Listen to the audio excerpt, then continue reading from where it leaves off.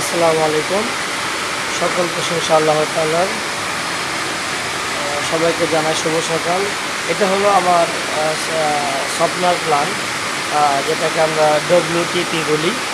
এবং এখান থেকে আমরা পানিটা ট্রিটমেন্ট করে আরও করে আমরা ফিল্টারিং করি।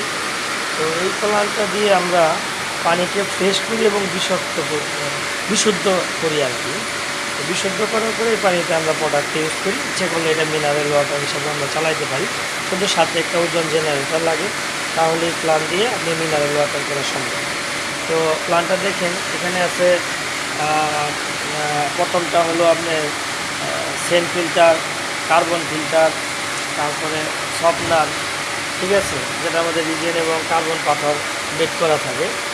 তো আমরা এখন এটাকে ট্রিটমেন্ট করে আমরা এখান থেকে আমরা আরও করি, এটা দিয়ে আমরা আরও করি।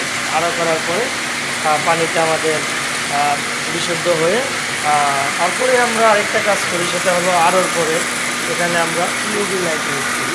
এর পাশে একটা ইউভি লাইট আছে, এই যে এটাকে ইউভি বলে, এটাকে ইউভি বলে।